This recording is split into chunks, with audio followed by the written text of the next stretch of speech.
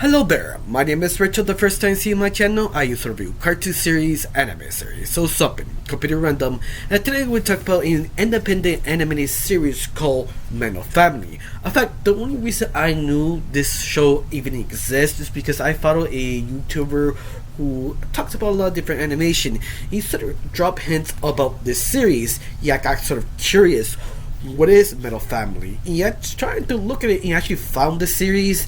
Yeah, I find out this series was sort of made in Russia, only by legal by Russia because it's so popular. Even other nerd fandom picked it up and started to translate their own languages like Mexican. And I tried to get curious and try to understand what this series is till I found they actually made an English sub, barely started, barely finished right about now. But also it had a season 2 barely starting. But besides this is basically focused on the first season.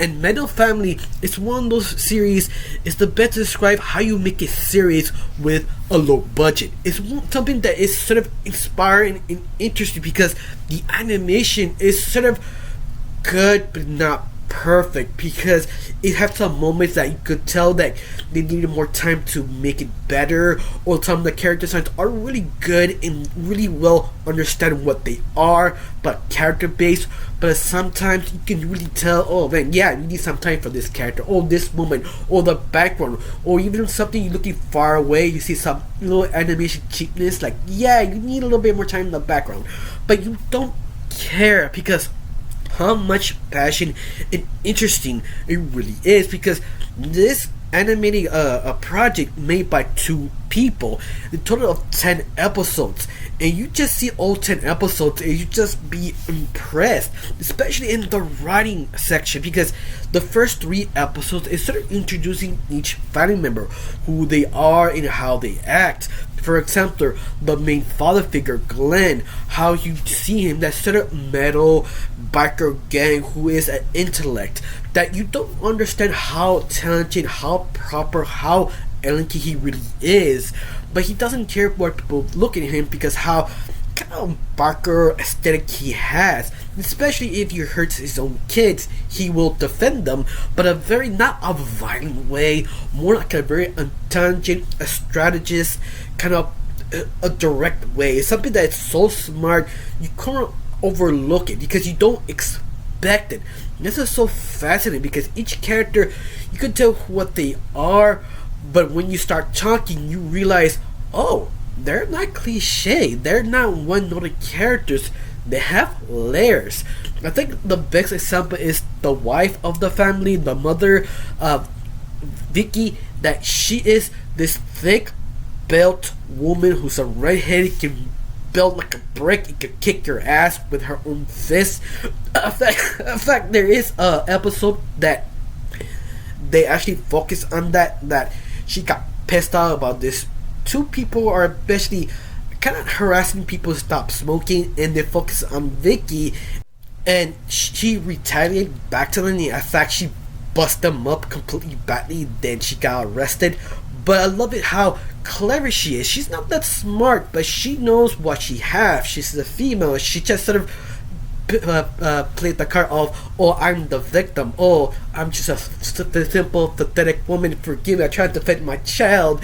But you just see her, how big and thick she is, like you can kick the people's ass, but once more I have to applaud, it's just so hilarious. And I love it how smirk she really has, that she knows she's trying to get away with it and just enjoy it. But I love it that it only works because of her son D, and that's an interesting part because D sort of manipulated the camera so she could get away with what she did. But I love it even more besides that is that the show doesn't show you action, they always show the effect after that lets you see their reaction, what they did and how they get away with it without showing what they actually did. It let you get your imagination completely crazy to see how crazy they actually is. It's a tricky move to do because none of the different creators or the mainstream animators want to do this because they feel it teases the fans. But the only difference is this is an independent project. They don't have enough money to make an action scene or some big explosion, so they have to figure out a cheap way, an effective way to pull that illusion. And this series does it phenomenally. The only show I can actually think of that can actually do this completely well is the Adventure Brothers. That's the only series can actually do that completely. But Adventure Brothers are fully funded, so they can do it or not do it whatever time they want it. And that's the difference. They not fully funded. They just do it by themselves. And that is so impressive. And the second most impressive thing, they help the total family unit complement each other. Like Dee helping her mother Vicky to get away with it, because Dee is sort of the complement as his own father. He has all the best traits of him. That sort of intelligence, that sort of where read the room, read their kind of person where they're from, to see how the best way to talk to him. Because there is an episode focused on him, how to sort of calm down or sort of make money in the family, because the family is not rich. They're sort of ghetto, so they have to figure out different ways to get money. And how Dee does it is sort of help other students so they can pay him back, like cheat test or make sort of deals. But once more, he takes care of a lot of his father, but in the end he's super unique, different as his father. And that's why I love it. He has sort of his own layer. He's not a copy of his father. He has his own issue. And that's what sort of make it interesting, because you see him sort of master his own craft, how to manipulate people, but at the same time he's not yet fully there. He still doesn't get it yet there. Like, you see it. It's almost like a couple inches that he just need more practice. But I love it. Every family member sort of compliment each other a certain sort of way. Like the youngest sibling of the whole family, Hope. He's sort of that sort of stereotype of that sort of naive little brother. But you think he's sort of he's a sort of cliche, and then they're probably not gonna do anything right now. No, there's something there. Like, he's sort of kind of sympathetic, sort of like her mom, but not yet strong or realize uses his own strength because this is a guy. But they make it different because he does have sort of musical talent. That's the episode he can actually pick up any sort of instrument, he understand how to play, understand the music rhythm, and he understand how to play it, execute it. That is especially a focus of music of this series, and something that you need to have to actually do it right. But I love it that Dee doesn't have that, and that's sort of frustrating because he's a very talented person. He can actually do that in seconds, but he can't master music.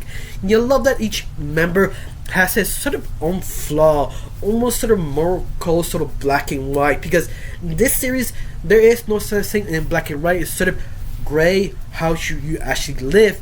And I think that's what's the whole point of the whole show, that sort of Man of Family. Listen to rock and roll and avoid what people say to you. Just do what you think is best. And that's the reason I think it's so interesting and great, because each member is so layered. Especially they focus on the whole season on the father, Glenn. That here's to go. This is the spoiler part. If you don't want to hear it, click off right now. And also, I recommend, it's a warning, I'm about to talk about some abusive relationship. If you don't feel like it or you easily get triggered, it's your time to move out. And also warning not to watch the series if that sort of triggers you. Anyway, Glenn is basically the main focus of the whole final season.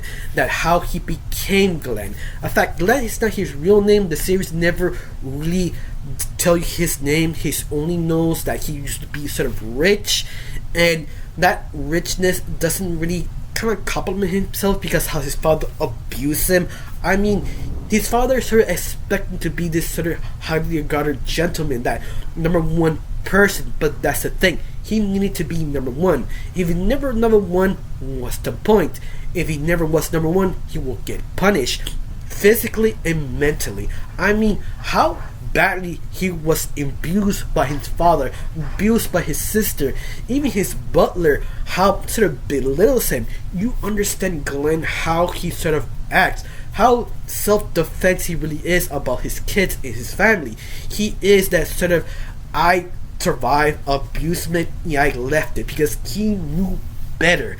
That understanding who he is so interesting, because in the very beginning of the series, you don't know about Glenn. You ask sort of questions that is interesting, but I love it. They never really answer. They show you the answer how he became, but they show you things that you kind of wonder, like not clarifying the answer completely. Like, for example, episode 5, or yeah, I think it was episode 5.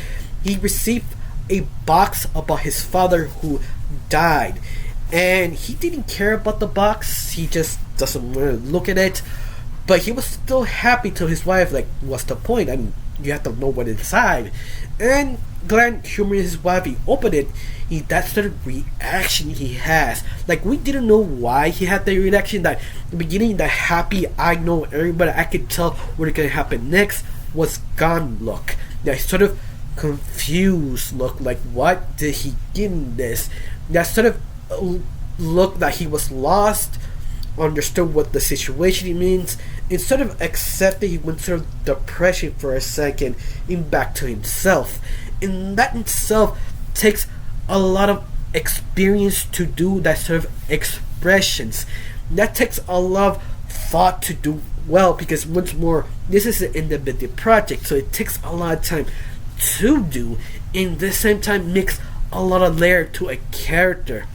But I love that they do something similar to Vicky, that what she did in, I think, I don't remember which episode it is, that she sort of hustled her friends for money, and then her youngest son asked her why you did that. And she did something similar, but instead of showing you, she tells you, because how she is as a character, she's not telling you, she tells you, then shows you. And that I just enjoy, because how Vicky explained, I need the money, I need to pay food, I need to pay my bills. And that itself is interesting, because they always take a different point of view for each character, the best way possible to make it work. And that's why I appreciate this show so much. Especially they did something that is sort of kind of unforgivable, because in animation they always don't ever do like Photoshop things and put it in the animation show, because that's sort of a no-no. I think one of the greatest example is that Crunchyroll exclusive, what you call Guardian Spice. They did something like that, and this series did the same thing, but the only difference in the Guardian Spice in this show, they did it on purpose, because they want you to see the object that is sort of photoshopped there in the series to stand out on purpose, because they want you to focus on it. They did it twice, one with a guitar and one with a gun. Both of them, they show you running in front of your face on purpose to show you that actually has meaning, while trying to make it kind of odd. It's sort of weird, but it works super well, and that's why I enjoy it. Like, the show doesn't give you an excuse that we are low budget. Yes, we are trying, but in the very end, it's not a weakness, it's a strength. In that itself, I completely appreciate how each character is sort of well developed. In fact, they actually have another character in the series called Chives. It's like a secondary character you see in the middle of the series. You think, oh, so he's sort of a complement of the family. No, Chives is a very important character in the way sort of how created Glenn. I won't go into detail because I don't want to fully spoil it, but Glenn never made Chives. Glenn will never become who he is, and he's sort of that representative character that don't let people tell you what to do. Become what you want to be. Become the better version of yourself and inspire to be better.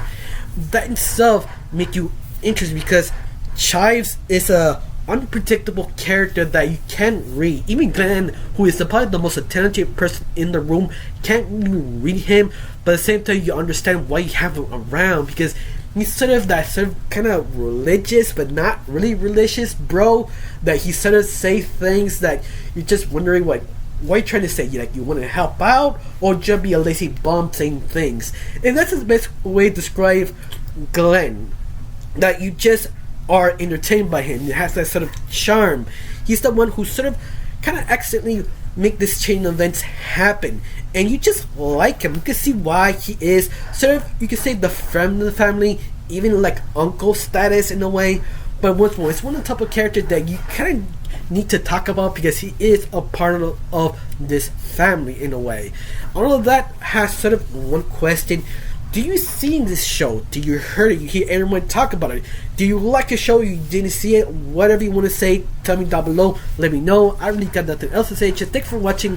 Don't forget to subscribe and have a wonderful day. Bye.